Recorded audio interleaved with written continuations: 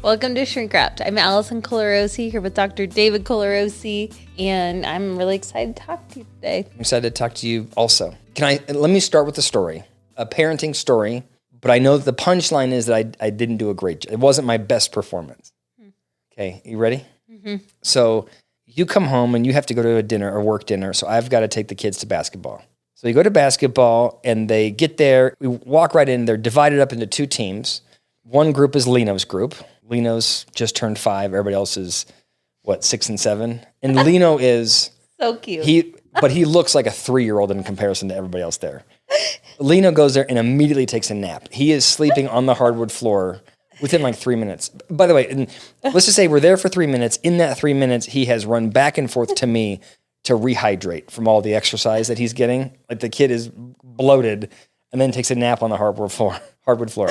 He doesn't do that with me. Well, and then Enzo's group is doing like just calorie burner things. So the first thing they start off doing is, like a lap around the hardwood floor.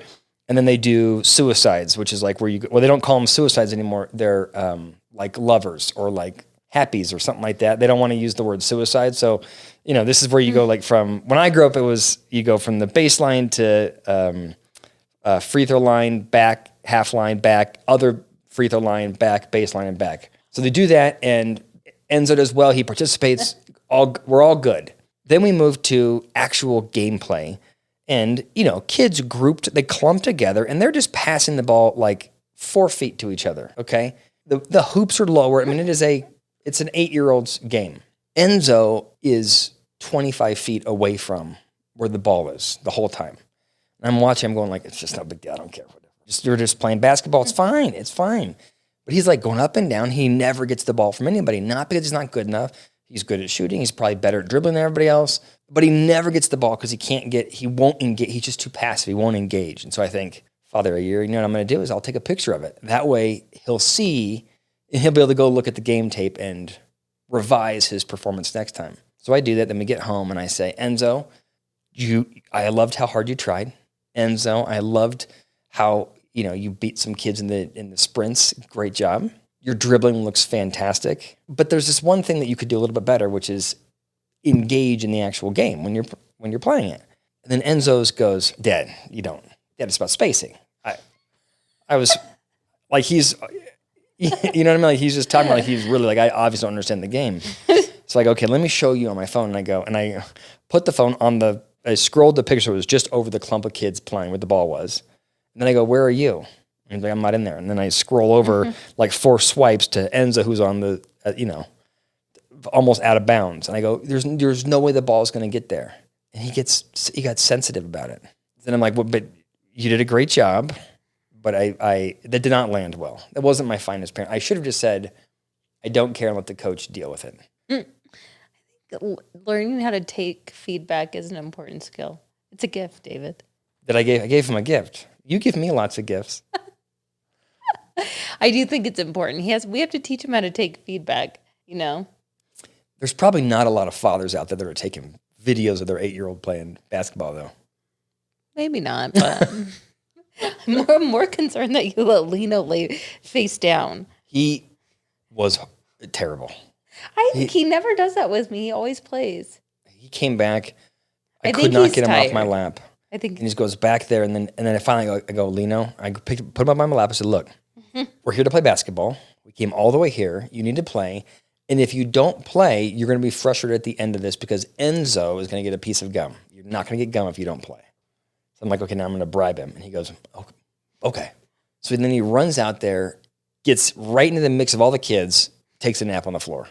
And then the coach is like, what do I do with this kid? And she's like trying to get him he won't even get off the floor when the coach is saying get off the floor. I think he's like a zombie out there. I think this time change has been rough for Leno. I have also felt really roughed up by this time change.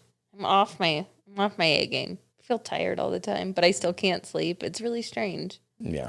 So anyway, that's the latest. What else? So you watched the Chris Rock special? Yes, I wanted to talk to you about the Chris Rock special. So what'd you think? I thought it was so funny. And, I really wanted to hear what he had to say about the slap. But you have to watch the first 10 minutes because he circles back around. So in the first 10 minutes, it's really good. He's talking about selective outrage. Yeah. And then he circles back around to Will Smith's selective outrage. Yes. Yes. And I thought it was so funny. I thought it was, I mean, it's interesting because I did 2 reactions to Will Smith's. I'm sorry, I've done 3 reactions to Will Smith's behavior, over the years. Oh, you have? Yeah, I did one when it came out that they had an open marriage, and I just did do open marriages work reaction. Hold on. No. This one. Like as the experiment unfolded after the slap. Yes. What bothers me about Will Smith, and what bothers me about Jada Pinkett Smith, is that they are like all these like just blowhards are so confident in their perspective. And like Will Smith always has to have a different way of looking at things and doing things and, his raising his children in a different way. And then he just has to tell everybody about how his way is the best way. I don't necessarily think that open marriages don't work. Like, there's a lot of research saying that they can work. But the foundation of it is you have to both be on the same page 100%. What doesn't work is if one person is wanting you to be faithful and the other one is sleeping with her son's friend. Is that doesn't accurate? work. It was her son's friend. Yeah. So she would be on MILF Manor. I think she would. Except for she would execute maybe better than the MILFs on the show. So she sleeps with August, I think his name is Augustana, something like that, a rapper that's friends with her son. And she like ruins this young man's life because he goes on he gets interviewed. I'm spacing on the names of the people, but he goes on and gets interviewed by like, I forget who it was, but gets interviewed and he's like, I love her and like we had such a close connection. I'm still thinking about it. He's like lost in love with her. Because he's like 19. He's like a boy toy to her.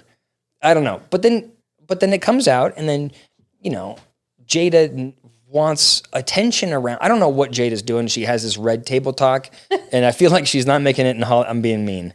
She wants to be like the next Oprah. So she creates this red table talk where you get to the red table and that's where you're like real serious and real transparent. And that's the whole brand is you get here and this is where the truth comes out. So then Jada does an interview with Will and says, essentially, like Chris Rock said, so, hey, I slept with Jaden's friend. How does that make you feel? Like, I'm put it out there. So, of course, people reacted to it and people made fun of Will. And I think you have this guy that sees himself as an alpha male, sees himself as always in control. And I think it really hurt him and he couldn't lash out at her.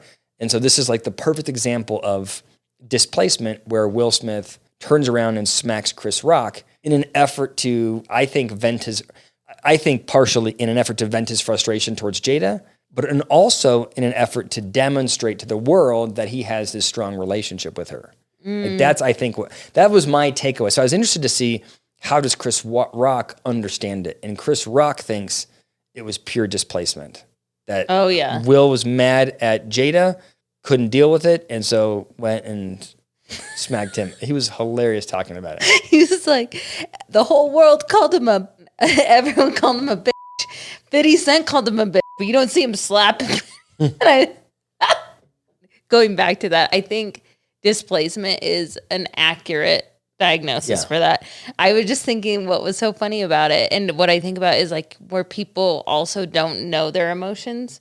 So like it was displacement, but he doesn't know what he's feeling. Like he didn't know that he was focusing his outrage of Jada onto Chris or, trying to demonstrate his alpha males. He just had a lot of emotions. They were big emotions. He had big emotions. I think it's interesting that like, I think that he chose to hit Chris Rock because he could, right? He's much bigger than Chris. Chris couldn't hurt him back. I just think it's ironic that he actually picked a guy with the world's biggest mouthpiece, right? Like it would have been one thing if he went and hit somebody bigger than him and he got punched, right? If he went up and hit Jason Momoa, then Will Smith would have gotten beat up, but it'd be done. That'd be it. What he did was he slapped Chris Rock and then Chris Rock goes, give me a year, buddy.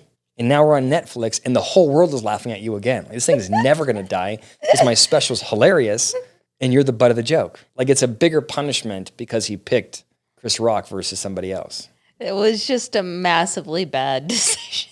Mm-hmm. And it goes back to, I think about that flight attendant that got hit in the face by like, I think he was on United Airlines. and he got hit in the face by like a passenger when they were putting up their luggage. And it was like a couple weird things that happened to him on the plane. So he just grabbed a bunch of beers. I remember this it was the JetBlue. Flipped everyone off and then went down the slides. Yeah. And I was like, that's like not good self-control. Yeah. Although you have to admit, self-management. It's a pretty cool way if you're going to go out, right? That's a pretty cool way to go out.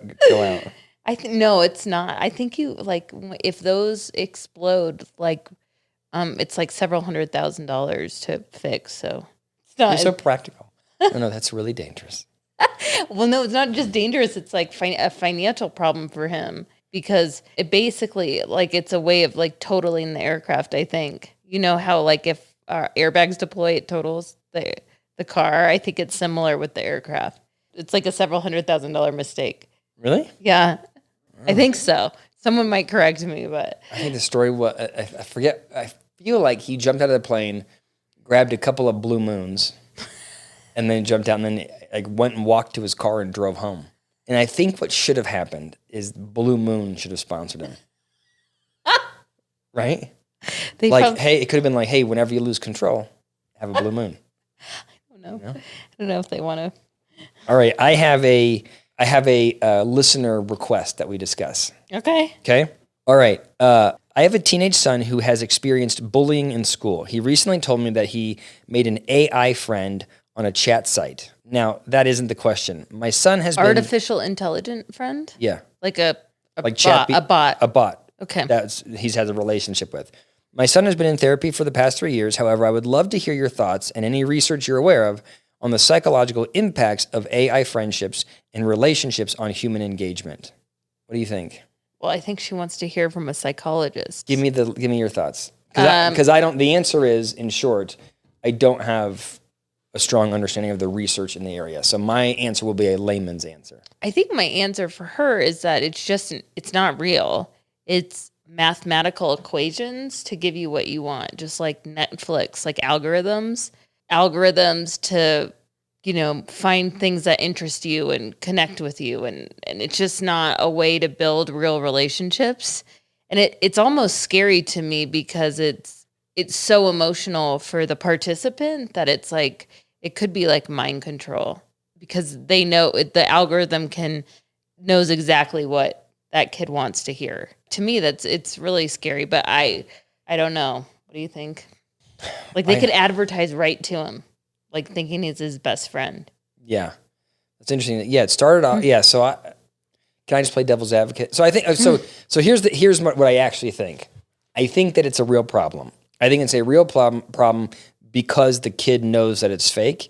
And my guess would be that the kid doesn't have any confidence or doesn't have much confidence when it comes to human relationships. And so if he's engaging in this and it feels good and he can suspend belief for a little bit, but in the back of his head, he knows it's not real. And so it's not helping him, leave his basement or leave his room and go out and actually interact with people. Or cultivate real relationships because it's like a coping mechanism. And I'm sorry I interrupted you. I know that was rude. So I just wanted to make sure that Yeah, it's okay. Yeah, that's like the problem with like the online dating and the texting is kids, I think there's some research saying that kids are getting less socially adept, less confident interacting with actual people when they can just text each other. It's because of porn. Sex has dropped like something like 30% less sex in this generation than the previous generation because of porn. Like all of this artificial stuff like sort of meets our needs. And so as a consequence, people don't want it as much. And I would worry about this in that the kid is getting the social needs scratched a little bit. It's long-term probably hurting his confidence because he knows it's not real. And it's enabling him to stay at home and not really have to go out and meet people. Yeah, and build the uncomfortable muscle. Right. Of like the awkwardness when you're first getting to know one. So there will never be a reason to be uncomfortable to get to the good stuff of a relationship. Yeah. Which is true intimacy, Right. That's sad. Yeah. If she's listening, I would say I would encourage him to create relationships outside of his bot. So can I play devil's advocate now? Yeah. So that's my official position. Official position is that I think that there's some problems. And I would never have thought about, by the way, like the marketing piece. You're right. That's probably the future of marketing is you have AI bots that not just like on Instagram serve you up ads, but tailor the ad that you're hearing to your interests. Oh my gosh, I have bots on my phone that send me messages from my apps, and they're like, I feel like they know me, like my Flow app. Flow app. Yeah, Flow app is so cool. I wish I had it when I was younger, but it tracks your cycle. But then it also gives you, it's like, are you feeling irritable today? Because it like knows where you are in your cycle. And I'm always like, yes, I am. I would like that app on my phone. I'd like a warning shot.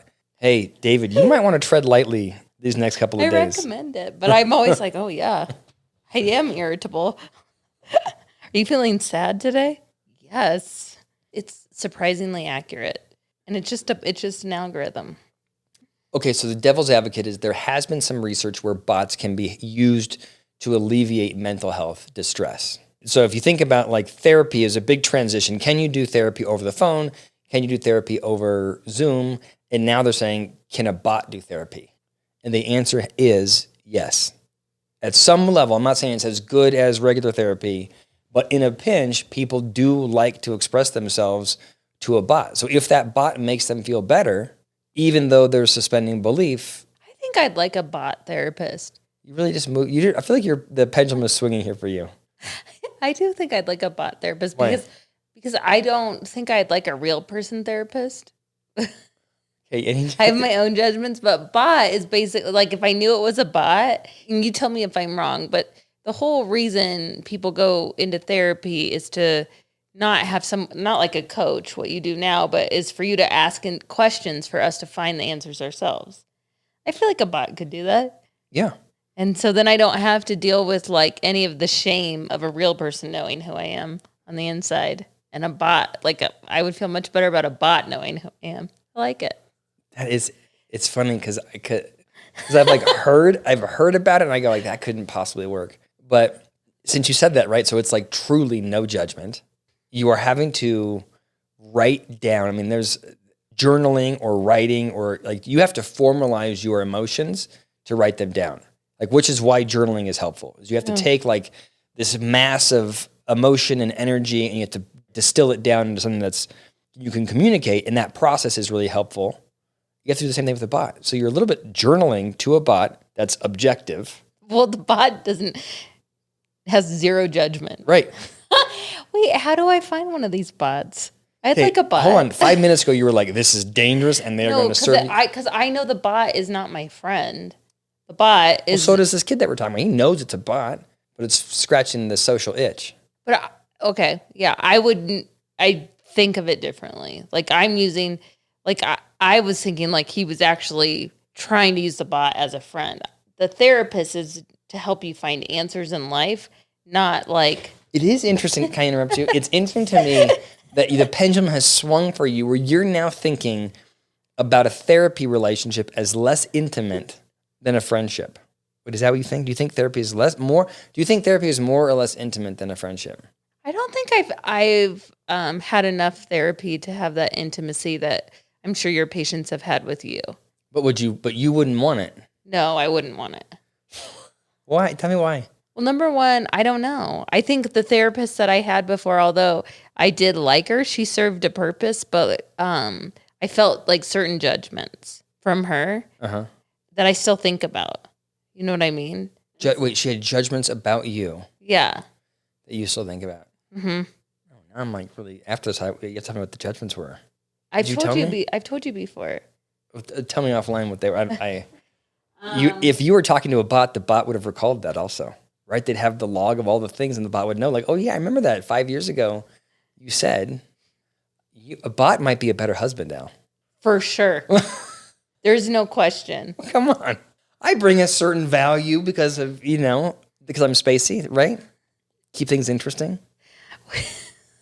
What? Yeah. Do you have any other thoughts about it? So I guess my side is I think that it is dangerous, but if your son is experiencing great distress, I probably wouldn't remove the bot.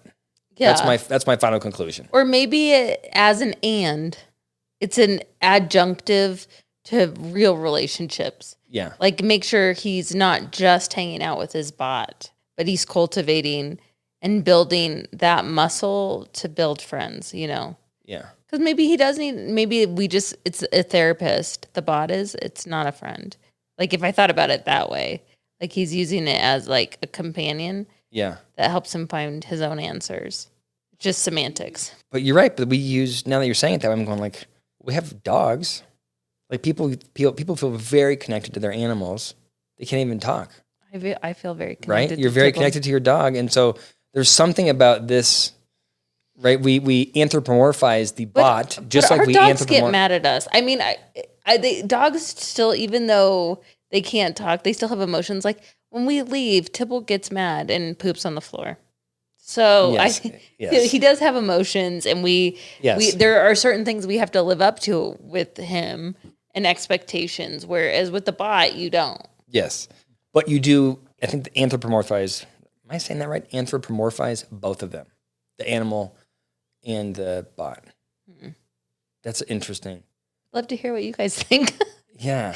That's an interesting topic. I feel like my thoughts, my perspective on that has swung a little bit. I'd like a bot in my life. I feel like I'm going to get replaced by a bot now. Anything else you think is important to talk about today? No, that's it. Well, I love you. Thanks for doing it. All right. Bye.